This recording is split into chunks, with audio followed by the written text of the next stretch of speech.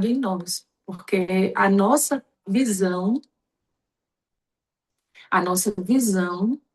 ou a nossa cosmovisão, a nossa visão de mundo, ela tem agora uma lente, né? A lente é a palavra de Deus. Então, tudo na nossa vida deve, a partir do momento que nós compreendemos que a palavra de Deus é o próprio Deus e que ela norteia a nossa existência e que ela firma a nossa identidade, nós temos que ter esses olhos para tudo. A palavra é o filtro e a gente vai enxergar a realidade através desse filtro. E essa é uma aula importantíssima. Eu lembro que assim que eu me converti, o rapaz que me evangelizou, meu pai na fé, ele disse uma coisa que ficou marcada e eu queria dizer isso para vocês guardarem no coraçãozinho de vocês, assim como ele falou para mim, que aquilo ficou, sabe, carimbado na minha alma. Ele disse assim: Lu, eu posso falhar, o seu pastor pode falhar, as pessoas à sua volta podem falhar, mas a palavra de Deus, ela nunca falha. Deus nunca vai te decepcionar. A verdade é um baluarte.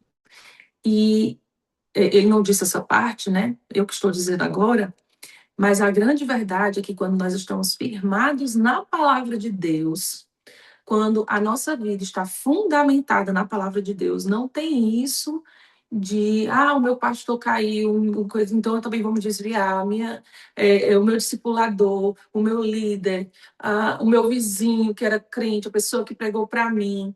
Ele disse: eu sou humano, eu vou falhar, eu posso falhar e posso pecar gravemente. A vida é assim, um dia, se você não está de pé e não tem cuidado, você pode cair. Mas a palavra de Deus, ela permanece eternamente, ela nunca vai te decepcionar. E isso foi uma coisa que ficou marcada durante a minha caminhada. Eu vi pessoas caindo, líderes, companheiros de ministério, eu mesma tropecei. E eu continuei, minha alma continuou de pé. A minha confiança em Deus não foi abalada porque eu estava firmada na palavra, que é o fundamento da minha vida. Então, quando a gente está bem enraizado, quando a gente compreende quem é a palavra, porque a palavra não é uma coisa, a palavra é uma pessoa. Quando a gente compreende quem é a palavra, qual a importância da palavra, em que nós devemos exatamente crer, nós não vamos ser abalados na nossa vida cristã. Amém, igreja? Então, eu queria começar com um texto muito lindo, um salmo, que inspirou algumas canções, e que vai ser por onde eu quero começar, que diz o seguinte, Salmo 119, versículo 105. Eu já coloquei, gente, para não ficar perdendo tempo procurando, os versículos aqui no meu esboço, tá? Se você quiser abrir, é importante para você conferir. Diz o seguinte: lâmpada para os meus pés é a tua palavra e luz para os meus caminhos. Então, o salmista, ele reconheceu que a palavra é a luz que ilumina a nossa vida, é a luz que nos mostra o caminho por onde nós devemos andar. Então, ela dá uma iluminação, ela faz a gente enxergar o caminho por onde nós temos de ir, para a gente não andar no escuro, certo, gente? E a primeira pergunta que eu pensei, o que primeiro eu quero transmitir com essa aula? É falar que Deus é um Deus que se revela, certo? Existe uma coisa, um versículo muito interessante lá em Romanos. Aliás, a carta de Romanos é uma carta riquíssima. Tem muitos princípios ali que a gente deveria fixar nos nossos corações, porque Paulo, ele simplesmente explica todo o nosso processo de salvação e justificação. Mas bem no início, lá em Romanos, no capítulo 1, Paulo diz o seguinte, deixa eu pegar aqui, a respeito de Deus. Porque os atributos invisíveis de Deus, assim o seu eterno poder, como também a sua própria divindade, claramente se reconhecem desde o princípio do mundo, sendo percebidos. O que é percebido? Os atributos invisíveis de Deus, o seu eterno poder e a sua divindade. Ou seja, o que Deus é, como ele é, o poder que ele tem e o fato dele ser Deus são claramente percebidos desde o princípio do mundo, não é uma novidade, certo? Sendo percebidos por meio das coisas que foram criadas. E aí ele diz: tais homens são por isso indesculpáveis, falando que as pessoas não têm como negar que existe um Deus, porque quando a gente olha para os céus, quando a gente olha para a criação, Deus se revela por meio de tudo aquilo que foi criado. Dá para perceber o poder de Deus, dá para perceber que Deus é um Deus infinito, que ele é um Deus poderoso, dá para entender que existe um Deus pelo simples fato da gente observar a ordem da criação, as coisas que foram criadas, Deus se revela por meio delas, tá? Lá no Salmo 19, o salmista diz uma coisa muito próxima ao que Paulo falou. Diz que os céus proclamam a glória de Deus. O firmamento anuncia Deus, né? As obras das suas mãos. O que o salmista está dizendo também é a mesma coisa que o apóstolo Paulo falou. Que a natureza, a criação, é impossível você observar a complexidade, a magnitude, a beleza da criação e não reconhecer que existe um Deus. Só que, gente, eu sei que tem um monte de naturalista que diz assim: ah, só isso é importante para saber, só isso é suficiente para a gente saber que Deus é um Deus de amor, e que Deus se revela nas aulas. Essa dá para saber que existe um Deus, dá para saber que é inteligente, que é um Deus bom, né? Alguns princípios a gente consegue pegar pela natureza, mas não dá para saber, por exemplo, que esse Deus pagou os nossos pecados para que a gente não fosse condenado à eternidade, né, de sofrimento, ou a ser destruído eternamente, dependendo da visão teológica que a pessoa estiver crendo foi inserida. Não dá para saber detalhes do plano de salvação, não dá para ter a dimensão do amor desse Deus. Não dá para saber coisas da personalidade desse Deus. E a isso, gente, a Deus se manifestando na natureza, a teologia chama de revelação geral. É aquela revelação que não precisa de nada para a gente saber, somente na observação da natureza.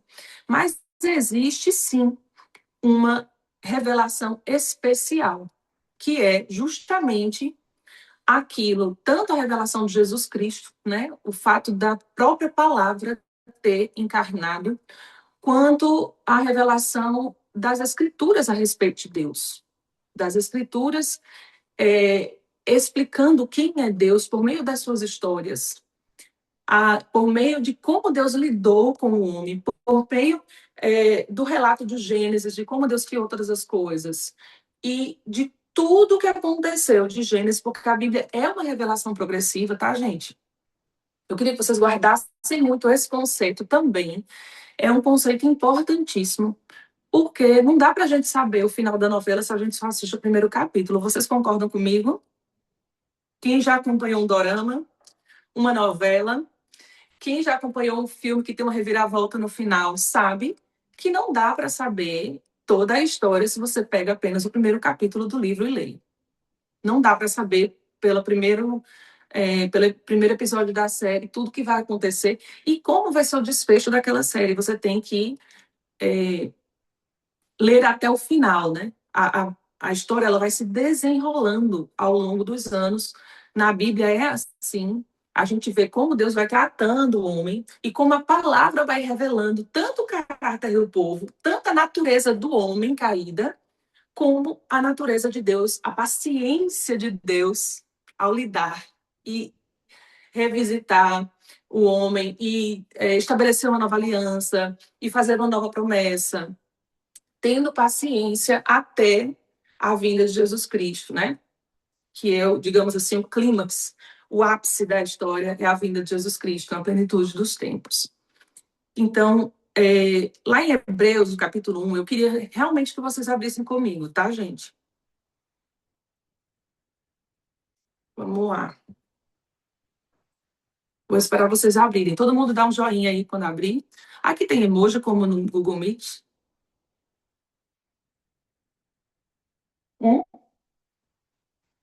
Tem não, né?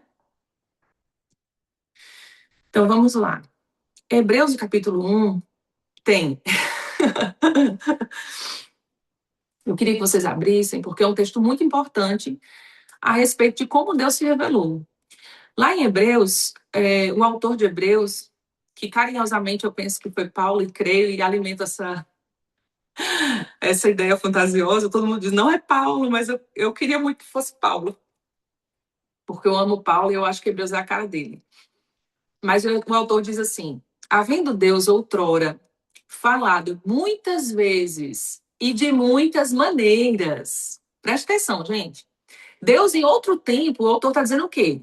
Havendo Deus, em outro momento, falado, não poucas vezes, mas muitas vezes, e de muitas maneiras, aos pais, né? Abraão, Isaac, Jacó, o povo lá de trás, pelos profetas, nesses últimos dias, nos falou pelo Filho, a quem constituiu o herdeiro de todas as coisas e pelo qual ele também fez o universo. Ele revela muita coisa num versículo só, ele joga muita informação importante num versículo só. E eu quero que vocês guardem isso. Antigamente, Deus usava os profetas para falar, né? Ele falou aos pais da fé, né, pelos profetas. Mas ele não falou poucas vezes, ele falou muitas vezes e de muitas maneiras, tá? Por profecias, pelos salmos e etc. A revelação de Deus no Antigo Testamento, ela foi pavimentada, né? Ela foi pavimentando um caminho até Cristo. Aí ele diz: nos últimos dias, nesses últimos dias, agora, ele nos falou pessoalmente pelo próprio Filho dele.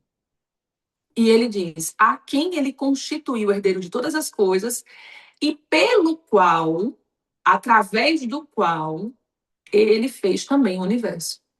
Então, o autor de Hebreus reconhece que Deus fez todas as coisas por meio de Jesus Cristo. E que após a crucificação e a ressurreição,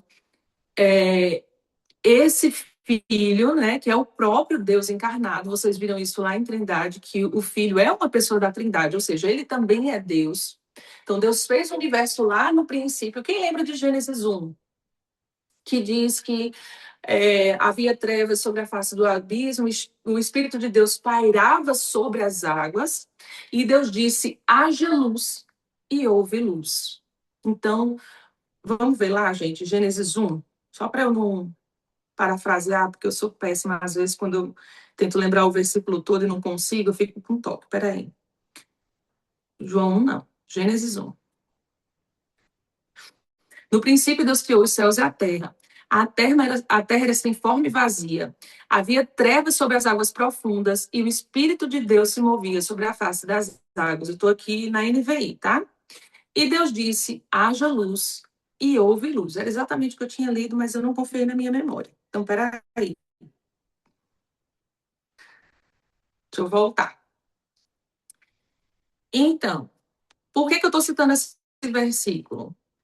Porque nesse versículo a gente também tem a Trindade aí, certo?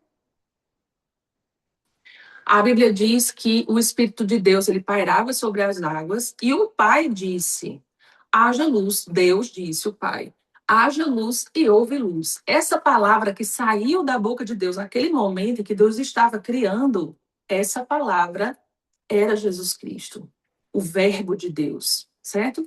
Então, já em Gênesis, no capítulo 1, a Trindade aparece, no primeiro versículo praticamente, e Deus disse, essa palavra de poder que saiu da boca de Deus, haja luz, ela foi, o Espírito Santo pegou essa palavra e tornou realidade. Deus Pai deu o comando, a palavra era Cristo, o Espírito Santo efetuou, o Espírito do poder de Deus atuou ali. Então, o autor de Hebreus, ele reconhece isso, né?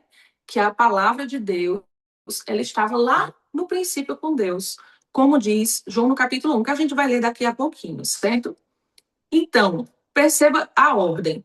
Deus falou, Deus se revelou, a sua revelação foi comunicada, e essa revelação, ela culmina em Jesus Cristo. Então, tudo aquilo que está no Antigo Testamento, a gente também vai trabalhar isso, certo? Ele culmina em Jesus Cristo. É por isso que a gente diz que Jesus é a chave, a, a lente pela qual nós devemos ler toda a Bíblia.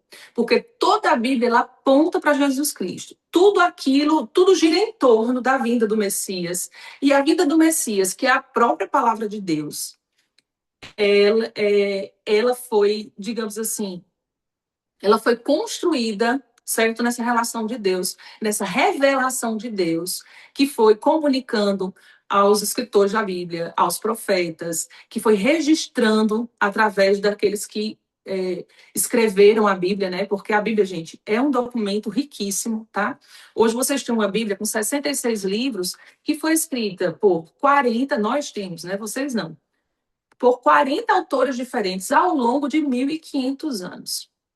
Então, imagina só, durante 1.500 anos, pessoas que não se conheciam, de tempos diferentes, em locais geográficos totalmente diferentes, 3 continentes diferentes, 40 pessoas diferentes escreverem sobre o mesmo Deus, coisas completamente harmoniosas, sem contradições entre si, porque as aparentes contradições da Bíblia são meros... são pequenos detalhes, mais de hermenêutica, de escrita, de vocabulário, do que necessariamente de princípios, né? Tem gente que diz, tem muitas contradições e não sei o quê, e na verdade é uma falta de conhecimento, muitas vezes, de crítica textual, ou de história, ou de cultura local, do que necessariamente contradições. Então, quando você vai ver a beleza da construção da Bíblia, de como ela foi preservada, aqui está um pouquinho seco, eu vou pedir desculpa, né? Quando começa o ar-condicionado, pior que não dá para ficar sem ar-condicionado aqui, aí eu começo a tossir. Entendeu? Então, assim, a gente tem que, quando a gente vai ver, estudar sobre como a palavra de Deus foi preservada ao longo de todo esse tempo, né? Da época de Jesus para cá, a gente já tem mais de 2 milênios, mas da época que a Bíblia começou a ser escrita, que foi em torno de 1.500 anos, tudo, 1.000 anos antes de Cristo, já tinha coisa da Bíblia escrita, gente. Então, todo esse processo de construção, de preservação da palavra de Deus, a palavra escrita de Deus, certo? Ela foi sendo construída ao longo do tempo e a confiabilidade disso é uma coisa impressionantemente absurda. Não tem como, é humanamente impossível um documento histórico com esse mosaico, né, de pessoas, de culturas, ele ter essa precisão de cumprimento de profecias, de preservação da qualidade desses materiais. Os manuscritos do Mar Morto, por exemplo, que foram achados aí algumas décadas atrás, eles têm documentos que provam que a Bíblia realmente foi preservada praticamente sem diferença nenhuma antes de Cristo. Então, assim, a Bíblia é realmente um documento histórico, na verdade, o mais confiável de todos os documentos escritos históricos da humanidade. Não tem nenhum outro documento que seja tão confiável quanto a Bíblia, certo? Então, o que significa dizer, no fim das contas, que a Bíblia é a palavra de Deus? Eu queria que vocês abrissem em 2 Timóteo, capítulo 3, para a gente falar sobre isso, certo? Por quê? A Bíblia, ela não caiu pronta do céu, né? A gente começa a perceber a forma, né, como foi preservado a vontade, a palavra de Deus, né? E por que nós dizemos isso? Aqui em 2 Timóteo que a gente vai ver como Paulo trata essa questão de dizer que a Bíblia é a palavra de Deus. Porque ele mesmo, os autores da Bíblia, Pedro, Tiago, eles consideravam todo o Antigo Testamento, né, que é a Taná dos judeus, como palavra de Deus, e os escritos de Paulo e de Pedro foram canonizados muito antes da Bíblia, da igreja tradicional, né, da igreja católica, reivindicar para si que ele estabeleceu um cânon. Então, Paulo diz lá em 2 Timóteo,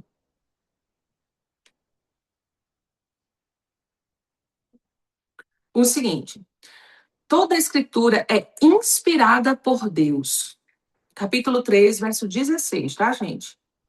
Toda a escritura é inspirada por Deus e útil para o ensino, para a repreensão, para a correção, para a educação na justiça, a fim de que o homem de Deus seja perfeito e perfeitamente habilitado para toda a boa obra, certo?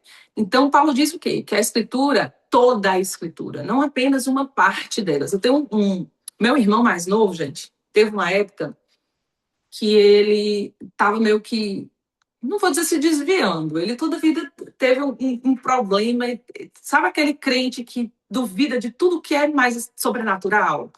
Que acha que línguas estranhas não existem, que esse negócio de cura não é para todo mundo, que tudo ele quer trazer para o natural. Ele sempre teve essa coisa. E aí teve uma época que ele dizia que os evangelhos eram inspirados, mas o que Paulo escrevia não. Porque Paulo uma vez disse, digo eu, não, Senhor. E, menino, eu tive trabalho para tirar isso da cabeça desse menino, viu? Porque ele tinha lido umas coisas na internet, que olha, a internet, eu vou dizer para vocês, é uma bênção, mas ela pode ser uma maldição se você não tem raízes profundas e bem estabelecidas. Você tem acesso a todo tipo de material, e quando você é verdinho, qualquer coisa que tenha uma aparência de sabedoria, de ser culto, você acaba, nossa, isso faz muito sentido. E como você não tem raiz, isso pode te engodar muito, né? E aí meu irmão começou a dizer essas coisas, e eu digo, olha o que Paulo falou aqui. Toda a Escritura é inspirada por Deus. Paulo usou uma palavra que não tem em nenhum outro lugar, nem do Novo, nem do Antigo Testamento, porque a Septuaginta foi escrita em grego também, né? Foi traduzida para grego. E essa palavra nunca foi usada nem no Antigo Testamento, nem no Novo. É uma palavra do grego chamada theopneustos, que significa literalmente soprado por Deus. Theo é Deus, pneustos é sopro. Tá, gente? E quer dizer o quê? Quer dizer algo que foi soprado por Deus. Deus falou através desses homens, não ditando a palavra. Presta atenção. Não significa que a Bíblia foi ditada por Deus, tá? Porque ditada é uma pessoa ali somente mecanicamente registrando no papel o que eu estou dizendo, letra por letra. Não. Deus soprou na mente, no coração daqueles homens, a ideia, o que ele queria transmitir. E aqueles homens usaram o próprio repertório deles, o próprio vocabulário deles, o próprio jeito de ser deles para registrar a verdade de Deus. E por que eu quero enfatizar isso, gente? Porque a gente consegue ver a personalidade dos autores quando a gente vai ler a Bíblia. Você consegue perceber que Jeremias é aquele profeta chorão, você consegue perceber a incisividade de Paulo, você consegue perceber a doçura de João, você consegue perceber que quando você vai para o grego, por exemplo, que Lucas era muito letrado, ele usa um vocabulário que ninguém usa, muito mais técnico, muito mais preciso, ele usa as palavras com muito mais critério. E você consegue perceber que Pedro, por exemplo, ele não era tão culto quanto Paulo. Né? Quando eles usam um escriba para escrever, também fica diferente. Tem erro de grego nas cartas de João. Então, Deus não pegou e ditou. Deus não usou as pessoas como robôs. Deus sempre usa os homens como os homens são. Deus sempre nos usa como nós somos. Você vê, a mesma palavra de Deus eu prego e com certeza Diego prega de uma forma totalmente diferente de mim. Ele fala da mesma passagem com o jeito de Diego, com o repertório de Diego e assim por diante, certo? Então, quando Deus foi transmitir a palavra, ele soprou, mas ele soprou de um modo que a ideia original, que o sentido original pudesse ser compreendido por quem ia ler, ouvir. Claro, como a gente já falou na outra aula, de um modo, dentro da cultura daquele tempo, com o idioma daquele tempo, certo? E a gente tem esses abismos, a gente já falou sobre isso, que a palavra tem que ser lida com critério, porque aquelas pessoas estavam dentro de uma cultura diferente, num tempo diferente, cronológico, né? Num tempo da história diferente, com uma linguagem diferente. E tudo isso tem que ser transportado para cá, para que nós compreendamos o sentido do que o texto queria dizer e para que a gente possa aplicar na nossa realidade. Os princípios, eles não mudam. Isso também é uma coisa que a gente tem que prestar atenção, certo? A gente vai chegar lá. Em 2 Pedro, capítulo 1, versos 20 e 21, ele diz o seguinte: sabendo primeiramente isso, que nenhuma profecia da Escritura provém de particular elucidação ou explicação ou interpretação, certo? Nenhuma profecia provém de particular interpretação, porque nunca, jamais, qualquer profecia foi dada por vontade humana. Entretanto, homens santos falaram da parte de Deus, movidos pelo Espírito Santo. Então, Pedro está dizendo que homens falaram da parte de Deus. Veja que ele coloca os dois elementos. Quem falou foram homens, mas coisas que Deus queria transmitir. Então, nenhuma profecia, ou seja, nada do que foi inspirado para ser falado, porque a profecia, a Bíblia é uma profecia, tá, gente? Porque profecia significa palavra inspirada para exortar, consolar e edificar. Então, a palavra é profética porque teve uma inspiração divina. Não porque prediz coisas do futuro somente, tá? A gente tem que entender isso. Deixa eu só botar uma coisa aqui, senão vai descarregar.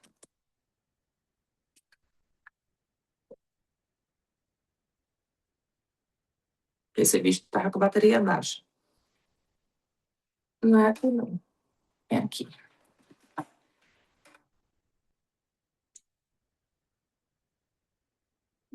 Pronto. Vamos lá. Então, como eu falei, Deus usou a personalidade das pessoas, certo? O vocabulário, a cultura, as experiências para anunciar. Mas aquilo que está escrito não foi da vontade de Paulo. Ah, mas Paulo disse, digo eu, não, Senhor, não. Mas ele em seguida diz assim, mas isso eu digo com base, ele fala assim, como quem recebeu misericórdia do Senhor, ou seja, eu sou um ministro de Deus, eu estou falando algo que eu acho sensato e vocês deveriam ouvir. Ou seja, até aquilo que Paulo considerava, Deus inspirou para que ele colocasse lá e a gente seguisse o conselho de Paulo, certo? Então, uma coisa é a gente dizer, Deus falou, outra é entender que quando Deus fala, sua palavra realiza aquilo para que ele aí. E Isaías 55 é um texto que eu amo. Eu fiz questão de colocar essa seleção. Eu não posso ler a Bíblia, não dá para ensinar a Bíblia toda para vocês numa aula só. Mas diz assim: aí eu fiz uma seleção dos versículos que eu acho que são imprescindíveis que vocês conheçam e que vocês saibam o que eles querem dizer de fato. Isaías 55 é um princípio, diz o seguinte: porque assim como descem a chuva e a neve dos céus, e para lá não tornam, sem que primeiro reguem a terra, a fecunde, a façam brotar, para dar semente ao semeador e pão ao que come, assim será a palavra que sair da minha boca. Ela não voltará para mim vazia, mas fará o que me apraz e prosperará naquilo para que a designei. Deus faz uma comparação com uma coisa que era muito comum para nós, urbanos, que não vivemos da rega da terra, que não plantamos para colher, literalmente. Eu tenho umas plantinhas em casa, ainda não colhi nada, estou começando a plantar hortinha agora. Mas os homens do campo, né, aquela geração era a geração rural. Então, eles viviam do fruto da terra. Eles sabiam que quando a chuva vinha, ela regava a terra e aquela chuva, ela trazia vida para aqueles alimentos e ela não voltava, ela não evaporava antes de produzir o efeito na terra que eles estavam esperando, que era fazer eles colher para poder eles comerem. E Deus diz, é assim que é a palavra da minha boca. Ela não volta para mim, não é que Deus lança Jesus e volta, não é isso. É que quando Deus diz alguma coisa, realmente acontece. Deus não vai falar nada em vão. Deus não fala uma coisa para aquilo cair no chão e não acontecer. A palavra de Deus é eficaz. Ele estava ensinando um princípio. Quando você lança uma palavra, quando eu falo algo, aquilo é verdade, aquilo vai acontecer, aquilo tem efetividade, vai fazer diferença na sua vida.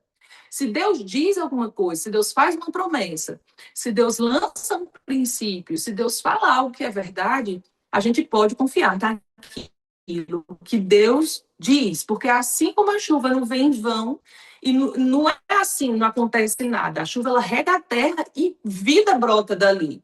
É assim a palavra quando ela sai da boca de Deus, certo? Ela faz o que agrada a Deus e prospera naquilo para que Deus designou. Veja bem, não estou dizendo com isso que qualquer coisa que se diga vai produzir algo. A gente está falando, a Bíblia está falando aqui que a palavra de Deus prospera naquilo que agrada a Deus, que dá prazer a Deus e prospera no propósito dele, certo? Aquilo que eu designei, diz Deus. Então, existe propósito na palavra, poder na palavra, existe eficácia na palavra. A palavra não volta vazia, certo? Isso não significa, como eu falei, que qualquer versículo que eu pronunciar obriga Deus. Eu fiz questão de anotar isso aqui, eu tenho que enfatizar isso, para não esquecer. Não significa que qualquer versículo que eu pronuncie obrigará Deus a realizar aquilo que eu desejo. O próprio texto explica: fará o que me apraz e prosperará naquilo para que a designei. Portanto, não sou eu quem determino a finalidade da palavra, certo? É Deus quem determina. Em Jeremias capítulo 1, versículo 12, diz o seguinte: Deus mostra a visão ao profeta, né, de um ramo de amendoeira e pergunta: o que você está vendo? Aí Jeremias vai e diz: eu vejo a amendoeira lá, né? Aí diz: viste bem, porque eu velo sobre a minha palavra para a cumprir. Ou seja, Deus cuida, Deus faz questão de cumprir a sua palavra. Tudo que é palavra de Deus, todas as promessas de Deus, quando Deus diz a sua palavra, que eu não te deixarei, eu não te desampararei, eu voltarei, eu estou indo preparar lugar. Todas as promessas que Deus fez a respeito de Jesus, ele cumpriu. Todas as promessas que Deus fez a respeito da volta de Jesus, ele irá cumprir. Ele nunca vai deixar qualquer um de nós desamparados. Ele nunca vai nos abandonar. Ele estará conosco todos os dias, a Bíblia diz, até a consumação dos séculos. Então, eu posso confiar na palavra de Deus, porque Deus está velando, né? Essa palavra é muito comum no português para falar quando alguém morre, que a gente fica lá do lado do caixão da pessoa, velando a pessoa até a hora dela ser enterrada. Porque todo mundo lá, do lado do caixão, esperando para sepultar a pessoa, né? Então tá todo mundo ali de sentinela. É assim que Deus se comporta a respeito da sua palavra. Ela não volta para Deus sem produzir aquilo para que foi designada, certo? Então, a palavra de Deus, gente, ela é fiel, certo? Porque Deus, ele cumpre aquilo que ele promete. Na verdade, quando a gente vai estudar bem a palavra, eu acho que isso devia ser umas 2 aulas, só a gente falando de palavra de Deus, a gente aprende um princípio muito importante da palavra. É que a palavra e a pessoa, elas são uma coisa só. Se você não pode confiar na palavra de alguém, essa pessoa não é confiável. Não tem uma distinção. Vocês entendem? Não, não é assim, fulano fala as coisas e não cumpre, mas eu posso confiar em fulano. Não, se fulano fala as coisas e não cumpre, fulano não é uma pessoa confiável. Então, a palavra e o caráter da pessoa é uma coisa só. Por isso que a gente tem que ter muito cuidado quando a gente dá a nossa palavra. Quando a gente fala algo que a gente vai fazer. Porque a gente está revelando o nosso caráter. Mesmo que a gente venha depois, desculpar, não consegui fazer, porque imprevistos não acontecem. Mas uma pessoa que vive prometendo, que vive falando, que vive mentindo, essa pessoa, o seu caráter está sendo revelado aí, porque a palavra é a pessoa. Não existe uma distinção. Então, Jesus é a palavra de Deus, é o verbo de Deus, certo? E a gente vai ver isso bem direitinho, porque isso tem um significado. Quanto mais você mexe nisso, quanto mais você se aprofunda em compreender quem é Jesus, que ele é o verbo de Deus, né? A palavra, perceba que palavra é uma coisa aparentemente estática. Quando a gente fala de palavra, a gente pensa num nome ou num texto. Vocês concordam comigo? Se vocês puderem interagir, ligar o microfone, eu agradeço, tá, gente? Facilita. De vez em quando ligar, comentar alguma coisa.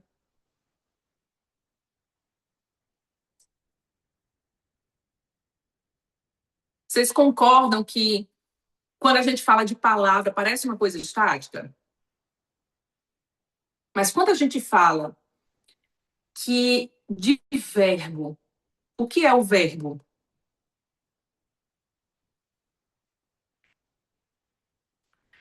Um verbo é uma palavra em ação. Exatamente. Jesus é o verbo de Deus. Não é simplesmente uma palavra. Mas quando a gente fala de verbo, o que é verbo? Andar, cantar, falar, mexer, conduzir, abrir. São movimentos, são coisas dinâmicas. A gente não fala, não é um nome, não é um objeto, é algo animado, certo?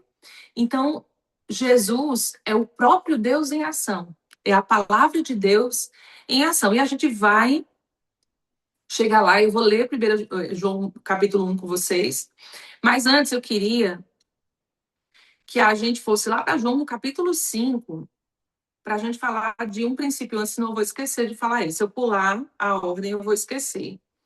Versículo 39. Se vocês puderem abrir.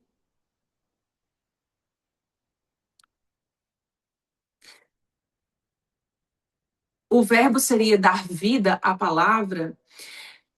Na verdade, vamos falar sobre uma coisa que as pessoas falam, fazem muito, né? Ao invés de falar obrigada, as pessoas falam gratidão. Gratidão é o substantivo, né? A gratidão é o sentimento de ser agradecido.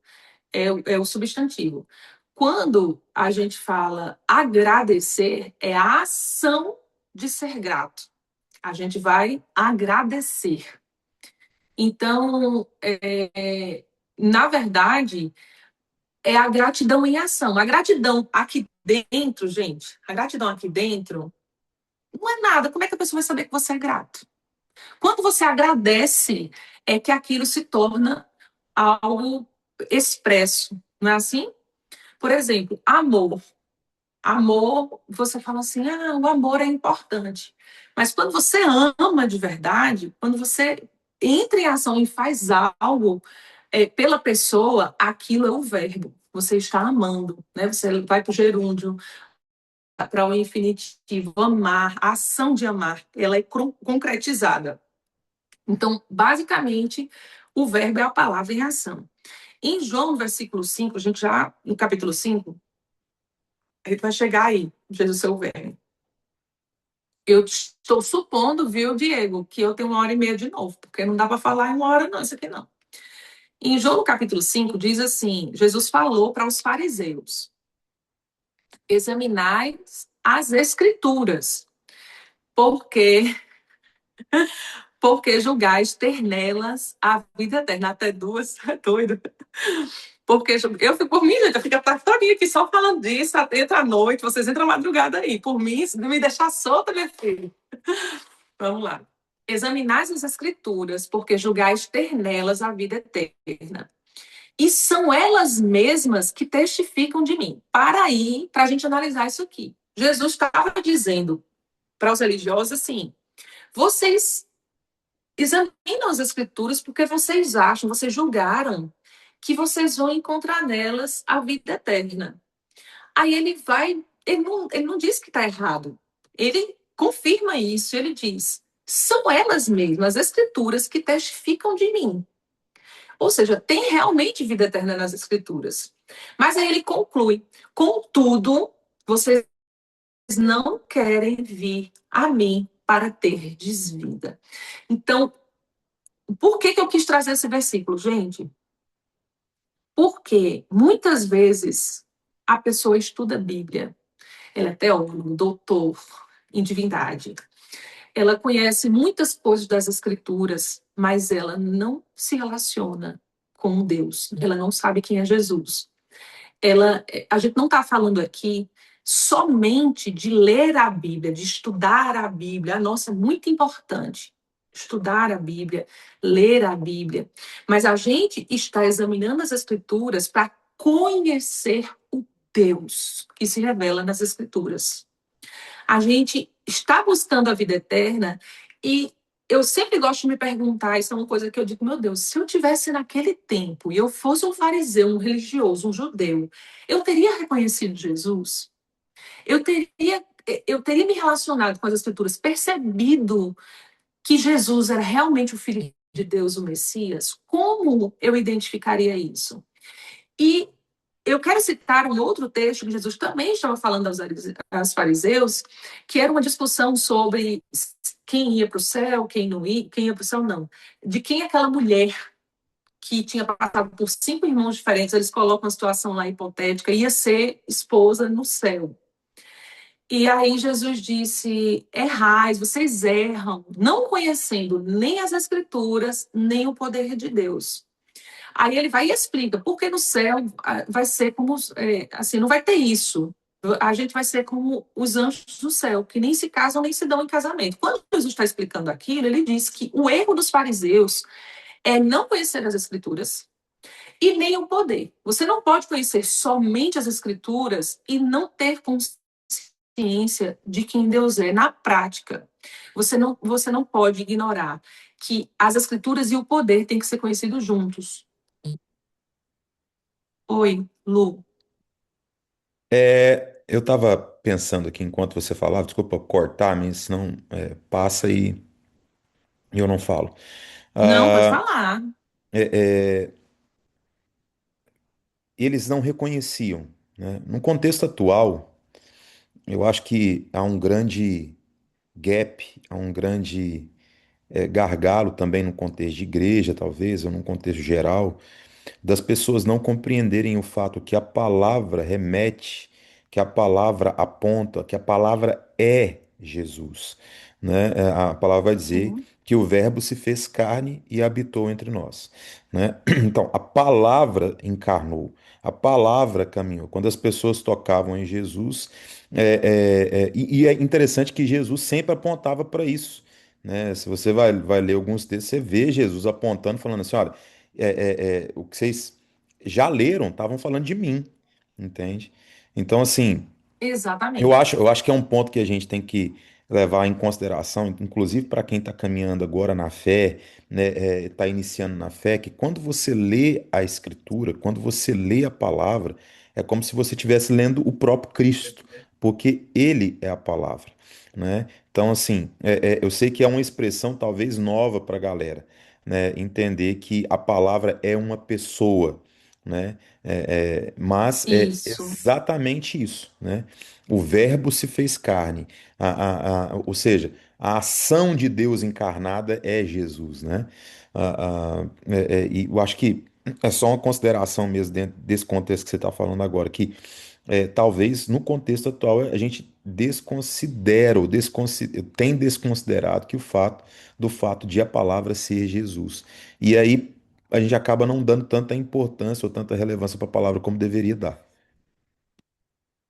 concordo plenamente, Diego. Eu ia chegar no texto de João, você adiantou, mas bem pouquinho, que era justamente aqui que eu ia entrar com isso que Jesus estava falando, né? Porque os fariseus, eles conheciam as escrituras, eles tinham as interpretações, inclusive o Talmud é um registro das interpretações dos rabinos judeus a respeito da Torá. Mas você percebe que eles não percebem, não pegaram o caráter, não entenderam a mensagem que estava ali, que todos aqueles sacrifícios, todas aquelas promessas apontavam e como o próprio apóstolo Paulo diz lá em Romanos e lá em Gálatas, que tudo aquilo serviu, a lei serviu de aio, que é um guia. Aio significa essa palavra aio, significava um guia para levar, nos conduzir os judeus até a revelação de Cristo. Então, todo o Antigo Testamento foi escrito para apontar que viria o Messias. Todo o Antigo Testamento foi escrito para revelar como aconteceu tudo lá no início, como Deus lidou com aquela situação do pecado, as promessas que ele fez, depois a família que ele levantou, que é a família de Abraão, né?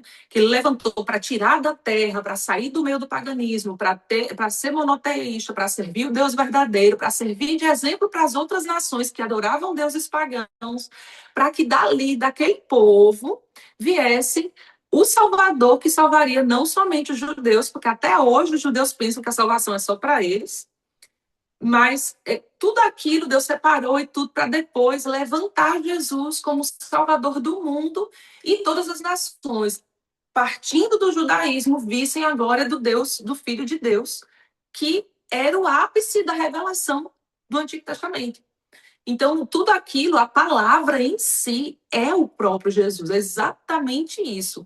Só que os doutores da lei conheciam a letra, conheciam a palavra escrita, mas não conseguiram reconhecer Jesus. E eu fiz questão de trazer isso aqui para que a gente compreenda que não é somente ler a Bíblia por ler, mas ler a Bíblia sabendo essa revelação, essa pessoa. Quando eu leio a palavra, eu estou conhecendo o caráter de Cristo. Eu estou conhecendo o próprio Cristo. Eu estou me relacionando com Cristo. E a gente vai chegar já já na parte da ajuda do Espírito Santo para a gente ler a Bíblia, tá, gente? A gente vai chegar nisso aí. Eu estou querendo fundamentar tijolinho por tijolinho para a gente construir essa ideia de que a palavra é inspirada, a palavra revela quem Deus é. A palavra é uma pessoa, é Cristo. E João, capítulo 1, eu vou ler, o Diego já citou, mas eu vou ler exatamente como está lá em João. Diz assim, que no princípio era o Logos, o verbo de Deus, a palavra em ação. E o verbo estava com Deus. Lembra já lá, Gênesis capítulo 1? Estava com Deus. O verbo não somente estava com Deus, o verbo era Deus.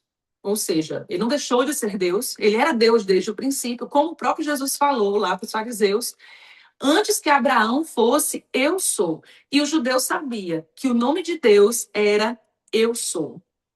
Né? Então, os próprios fariseus tentaram apedrejar Jesus várias vezes, porque quando ele dizia que ele era filho de Deus, ele se fazia igual a Deus.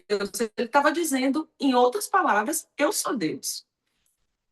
Então, diz aqui João, o verbo era Deus. Ele estava no princípio com Deus.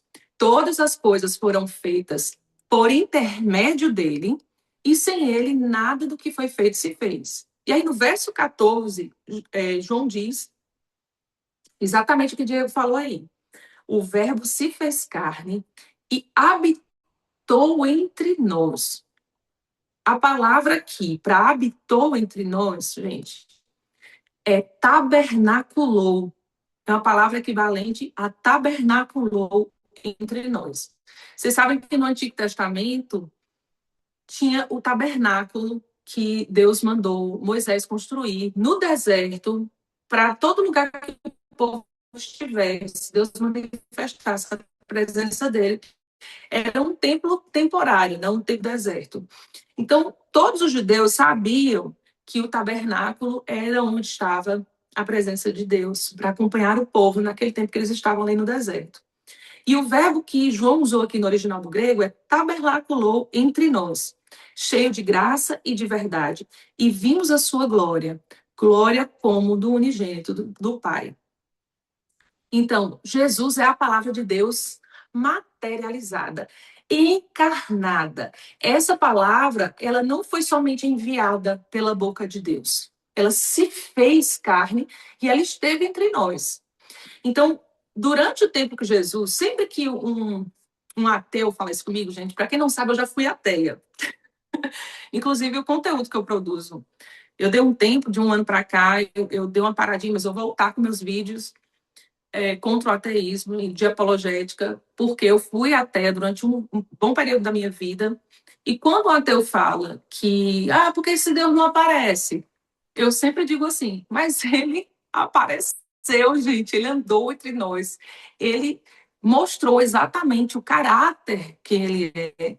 Hebreus, no capítulo 1, diz que ele é a expressão exata do ser de Deus, Jesus, né? Que ele demonstrou a glória de Deus quando ele estava entre nós. Então, Deus, ele tomou forma de gente, ele andou no mundo, ele mostrou o seu poder, a sua glória, e muitos não creram nele. Se aquelas pessoas não creram nele, naquele tempo, vendo os milagres que ele operava, ouvindo as palavras que ele falava, é claro que vai ter gente no nosso tempo que vai decidir, por uma questão de vontade, não acreditar. Porque quando você estuda tanto a ciência quanto as escrituras, é impossível você continuar cético, tá? Então, as escrituras são a palavra de Deus escrita, mas Jesus é a palavra de Deus encarnada. Então, nós não adoramos um livro, tá, gente? Eu sei que tem uma linha aí católica que diz que a gente idolatra a Bíblia. Por quê? Porque o crivo do evangélico, do cristão nascido de novo, é a palavra de Deus. A Bíblia contém a palavra de Deus, certo? A gente diz que ela é a palavra de Deus, mas a gente sabe que a Bíblia, o livro, não é sagrado. O que está escrito nele é sagrado, contém a verdade, é a própria verdade. E nós não adoramos o livro físico, nós adoramos a Cristo, nós adoramos uma pessoa que se revela nesse livro. É a ele que nós seguimos. E se a gente vai ter algum critério, é justamente a palavra vai servir de filtro, como eu falei no início, para tudo aquilo que nós vamos fazer, sobre o modo como nós vamos viver, inclusive a nossa, deixa eu ver aqui, inclusive a nossa própria identidade. Como lidar com pessoas céticas em relação à escritura e, consequentemente, à igreja?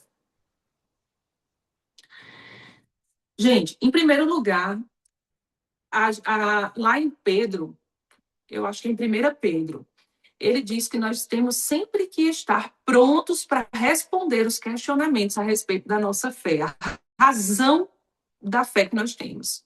Então, quando a gente crê, eu sei que muitas vezes a gente é tocado pelo Espírito Santo e a gente pode chegar na igreja sem saber muito bem por que a gente creu. A gente sentiu algo diferente, a gente se entregou. A minoria das pessoas estuda para depois se converter. A maioria é tocado, se converte e aí começa a caminhar na fé.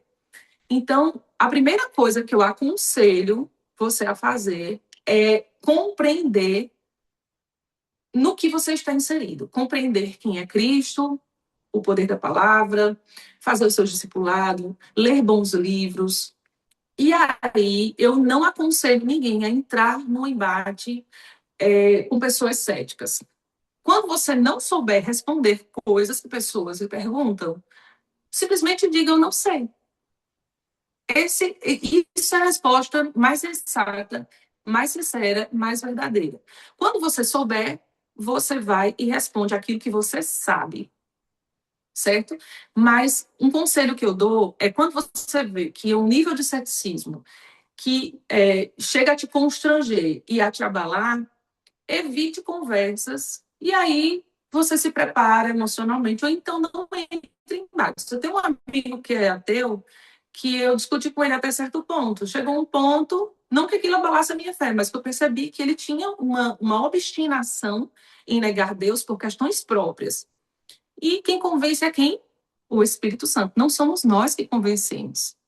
Quem convence é o Espírito Santo. Eu era cética, houve um embate racional com esse meu pai na fé, mas teve um momento que ele só disse uma palavra para mim. Eu disse: eu consigo acreditar nisso. Para mim, é história de carochinha. E ele disse uma frase que o Espírito Santo inspirou ele, que mudou toda a minha vida.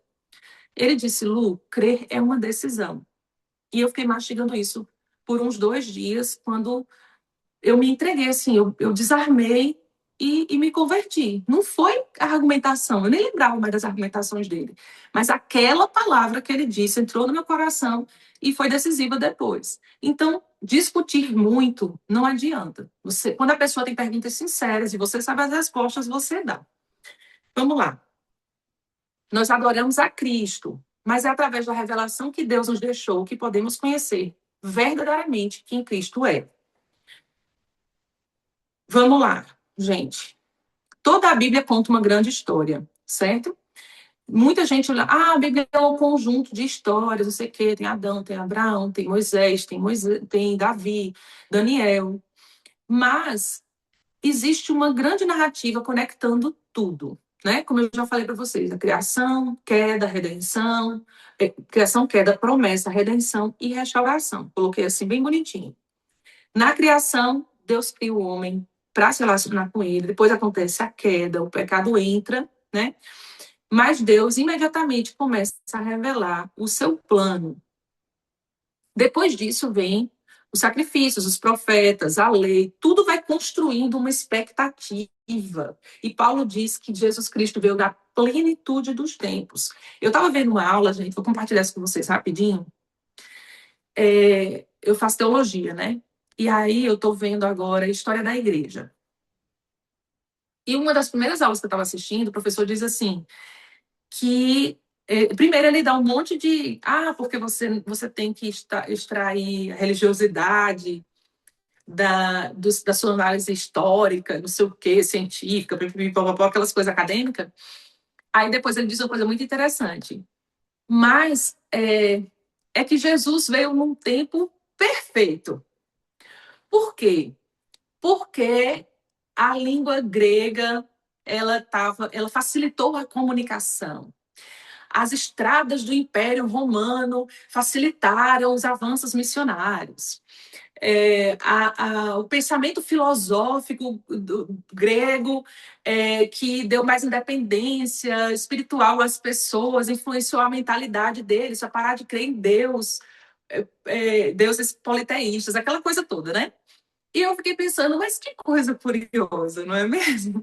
Ele falou assim, de um jeito que era como se fosse uma coincidência, foi um evento de coincidência. Eu percebi que ele quis tratar como se fosse, aconteceu e provavelmente Jesus ganhou uma repercussão justamente porque ele veio no tempo, mas Deus preparou esse tempo, entendeu? É diferente você achar que deu certo o cristianismo porque as condições colaboraram.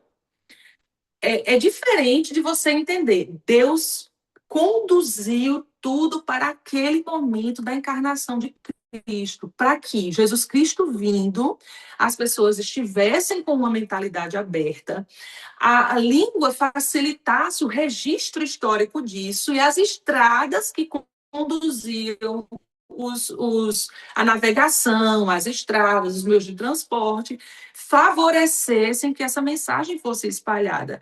Deus conduziu, e você vê isso acontecendo desde o Antigo Testamento. E aí, gente, tudo chegou, e o ápice é Cristo que está no meio dela. Em Lucas 24, depois da ressurreição, Jesus Cristo diz uma coisa muito importante que eu quero que vocês guardem também. Ele disse o seguinte: a seguir, Jesus disse, Lucas 24, versos 44 e 45, anotem. São essas as palavras que eu vos falei, estando ainda convosco. Importava que se cumprisse tudo o que de mim está escrito na lei de Moisés, nos profetas e nos salmos. Então, presta atenção, em que momento foi escrito isso? Logo após a ressurreição. Então, ele lhes abriu o entendimento para compreenderem as Escrituras. Olha que versículo revelador. Depois de ter cumprido tudo, gente, foram centenas de profecias que foram cumpridas em Cristo. Muitas profecias foram cumpridas naquele período ali. Ele disse: importava que se cumprisse tudo que de mim estava escrito na lei, na lei de Moisés, nos profetas e nos salmos, ou seja, no Antigo Testamento. Tudo estava apontando. Aí Paulo diz: o fim da lei é Cristo. Porque eu vim para cumprir a lei, ou seja, para completar a lei. Ele não veio para fazer tudo que a lei dizia que ele tinha que fazer. Jesus estava acima da lei, porque a lei foi dada para guiar a gente até Cristo. Importava que Jesus cumprisse tudo, completasse tudo, que ali se encerrava aquela aliança e começava a aliança que nós estamos hoje. Então, tudo que estava escrito no Antigo Testamento se cumpriu em Cristo. E aí Jesus deu entendimento, abriu a mente dos discípulos para que eles compreendessem que aquele cumprimento se referia a ele, que era a própria palavra. Certo? Então, Jesus estava mostrando que toda aquela história estava encaminhando eles para si mesmo, para ele, para Cristo. Por que a gente está falando isso? Porque a gente deve ler o Antigo Testamento, mas olhando para o Antigo Testamento com a lente certa, olhando com a expectativa certa. Você não vai ler o Antigo Testamento para aprender que tem que apedrejar os filhos que são desobedientes. Entendeu? Isso era uma coisa lá daquela aliança, de um contexto histórico-cultural toda diferente. Tem coisas muito difíceis no Antigo Testamento, e é por isso que eu, normalmente, Exatamente, gente. Diego rindo. Então, gente, tem coisas que estão escritas no Antigo Testamento. Exatamente, não façam isso. Não apedrejem a mulher adulta, não tem nada disso. Tem coisas muito difíceis no Antigo Testamento que são próprias do Antigo Testamento para aquele tempo. E aquele contexto cultural, e tinha coisas específicas. Ah, mas escravidão, porque Deus, não, Deus. Gente, vocês acham que Deus aprova exploração de pessoas? Né? Muita gente diz que o capitalismo é exploração de pessoas. Não. Mas não é melhor uma lei que regulamente as condições de trabalho hoje, né, de troca?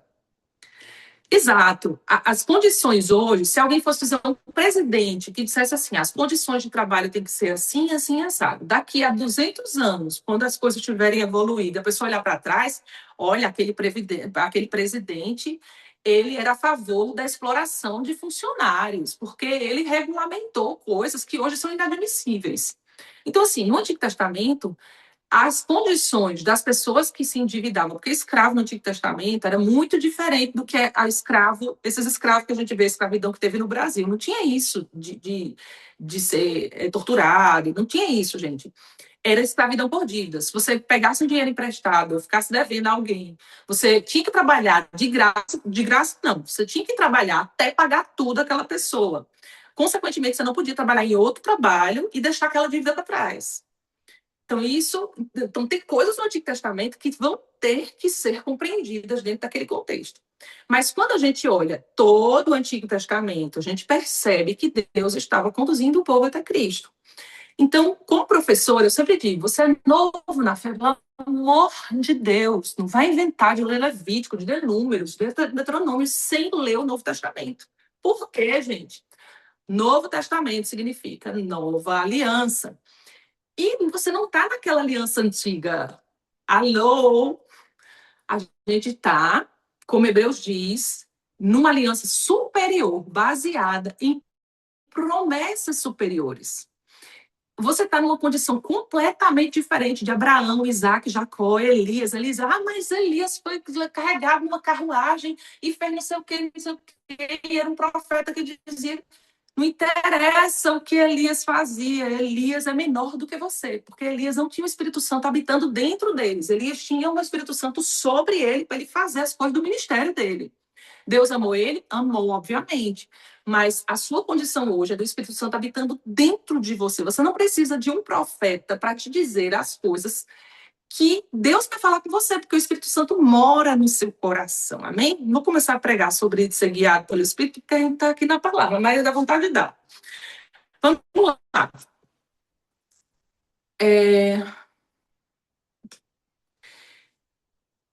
João 1, versículo 29, tá? Para a gente continuar aqui.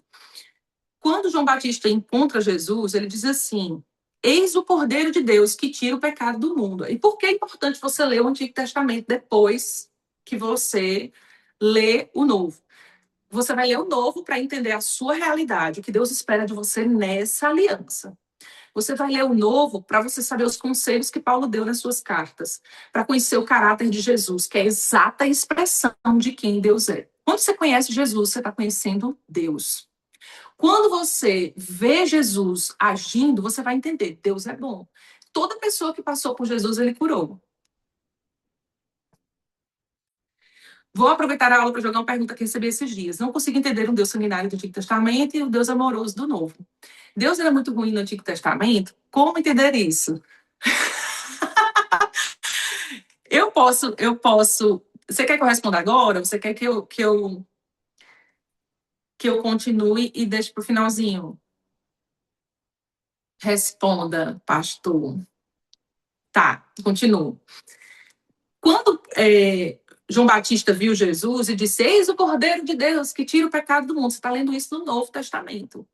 Mas é impossível você saber o significado, eis o Cordeiro de Deus que tira o pecado do mundo, se você não olha para o Antigo Testamento e percebe que Deus pavimentou o caminho até essa declaração.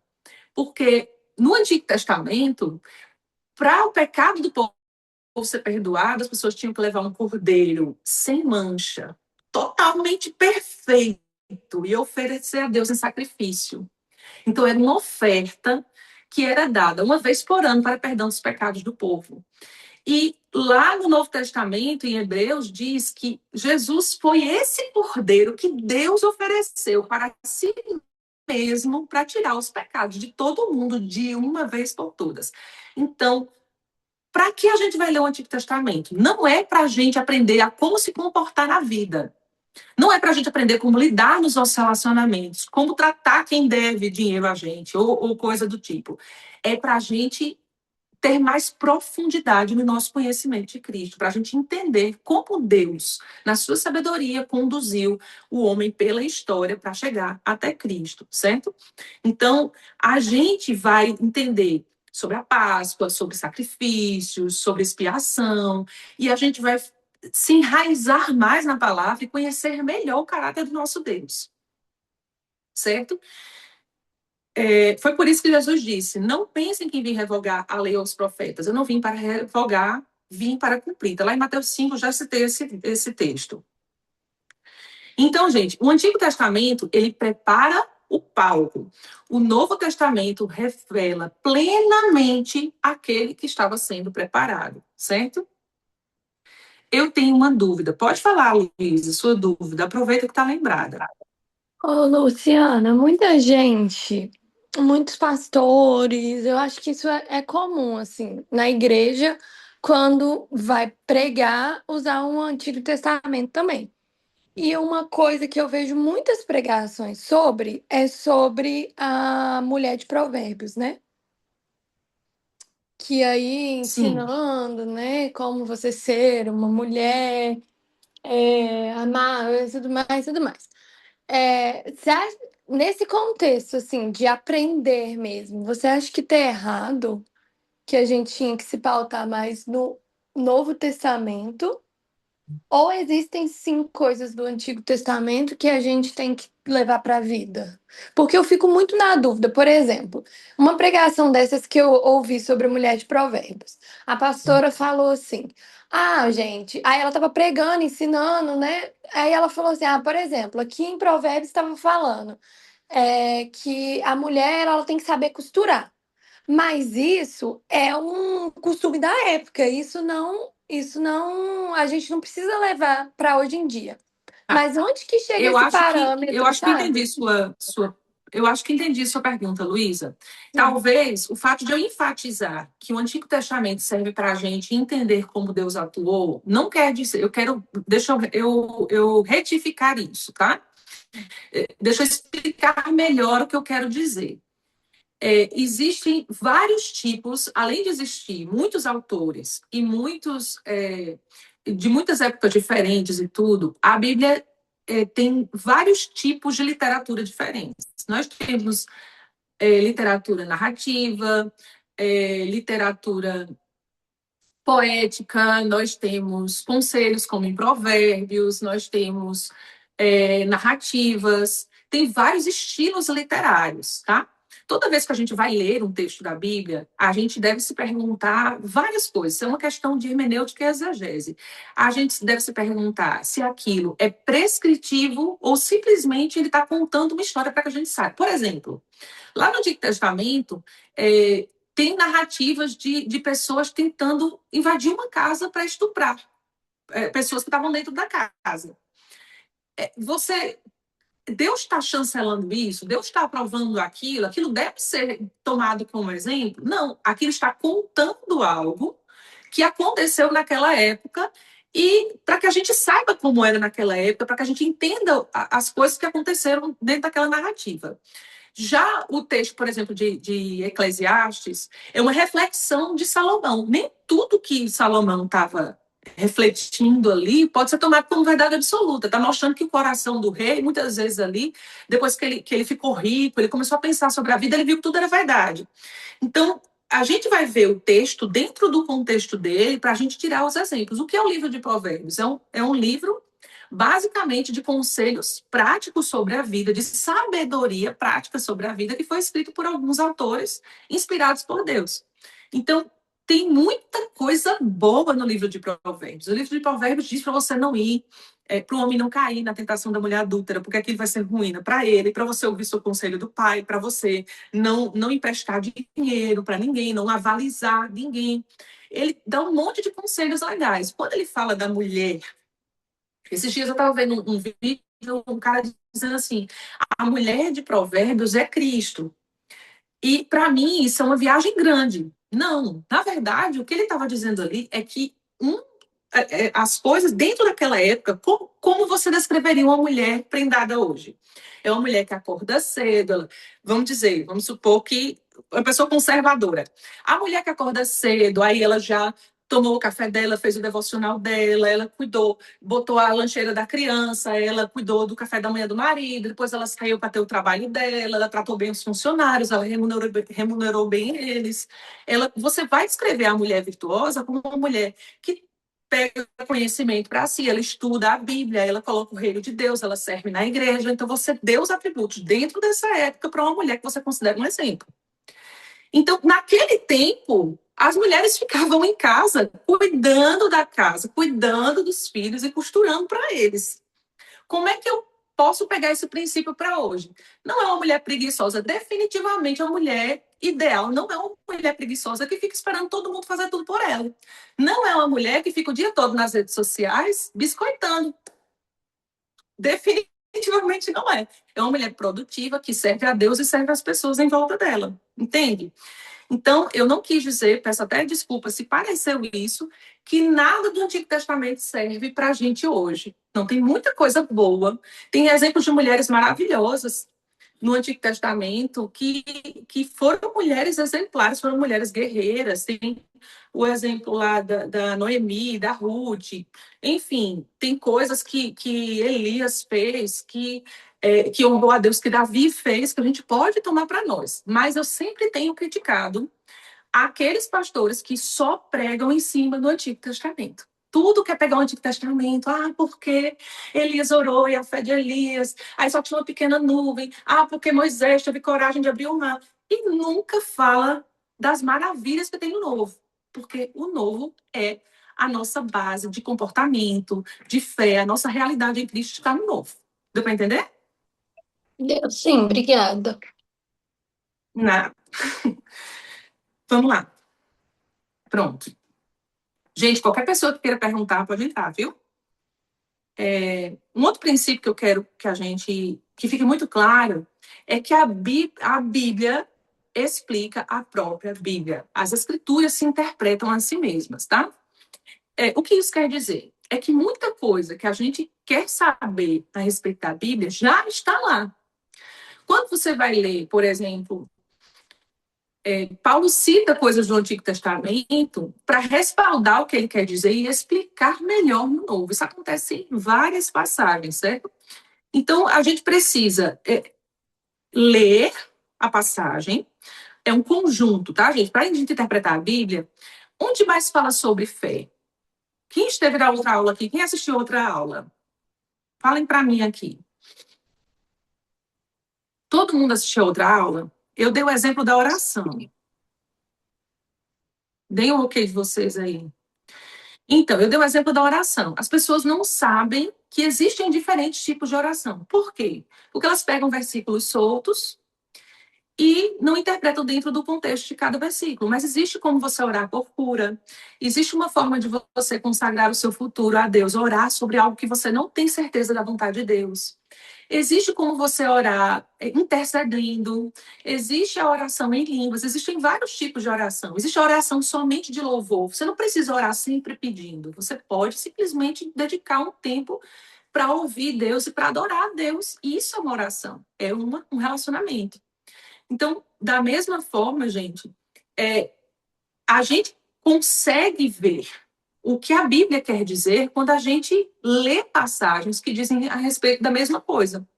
Como é que eu sei como é a questão do dinheiro no Novo Testamento? Como é que eu sei como Deus lida? Então, eu vou ver várias passagens que falam do mesmo assunto e elas vão interpretar a si mesmas. Muitas vezes tem uma coisa aqui que não ficou muito bem explicada, a gente vai ver um outro texto que está relacionado. E aí a gente vai entendendo melhor a dinâmica do que a palavra de Deus quer dizer. Isso não significa dizer, preste atenção, tá? Que a gente pode juntar quaisquer versículos e formar uma doutrina em relação a isso, certo?